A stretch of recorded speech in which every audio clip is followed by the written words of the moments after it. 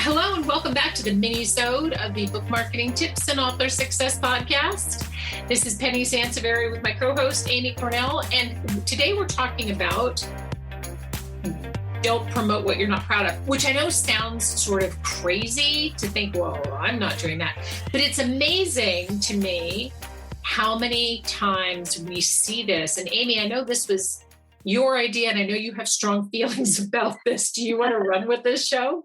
Sure, because, we get a lot of authors, obviously, who write us. Their book is already out. And as part of, this is an example that stands out to me a lot, as part of their submission form. And granted, they should be able to be honest with us. It's okay. Dirty laundry's fine.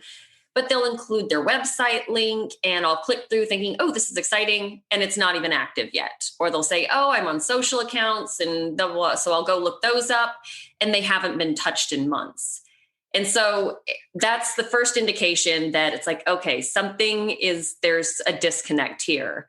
And I think a lot of times authors, I will give them the benefit of the doubt that when you're getting ready for your book to come out, it's very enticing to go and sign up for all the things and then lose track of them.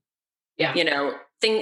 Marketing gets overwhelming, life gets overwhelming. So this type of error can happen start with the best of intentions, and then just things fall off. And you forget to go back and do some audits of your platform. And I think that's a really important factor that a lot of authors forget about, that everything out there is your resume and you really have to audit yourself occasionally. And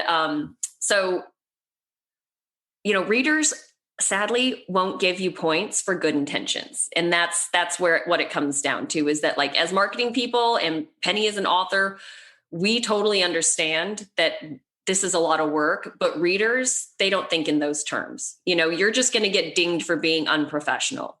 Right. When they go to your Facebook and it's like you have one follower and you haven't posted in 6 months, yet you put it on your Author Central account, like, follow me on Facebook. It's like, okay, so that's another example. Don't promote what you're not proud of. Don't promote what you're not putting a solid effort into.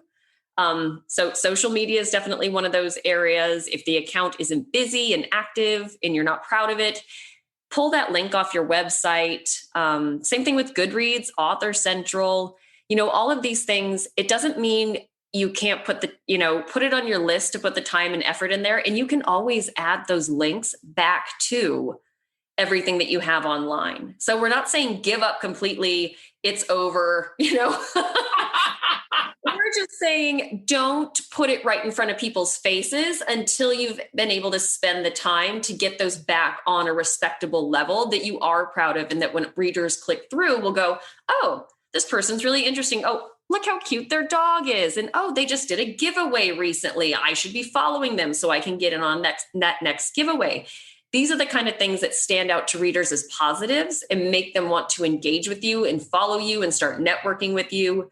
So don't send them somewhere that is going to be unimpressive. Right, exactly. And the other thing that I want to mention is be careful what's in your signature line, because a lot of times we build our email signature lines, I should say. We build our email signature lines and we are out there pitching bloggers and we're doing all the things. And we forget that, oh my gosh, I'm highlighting a Facebook account, or I'm highlighting something that I'm really not using anymore. So this is a really good opportunity, maybe a really good reminder, just to go through everything and say, oh, you know what? I'm really not on Facebook. I'm going to remove that from everything. Because if you're pitching media, you're pitching bloggers, and they see that, that also sort of impacts their decision whether or not to request your book for review or to do an interview or something. So pay attention to that. And it's not that we're saying, this is a really good opportunity. And we've done a show on this, actually. Don't be everywhere that matters, and be selective about where you're going to invest the time, because you really want to highlight these fun, active accounts, and you're better off highlighting just one rather than 5 that are just so. Exactly. 100%. And I think you made a good point.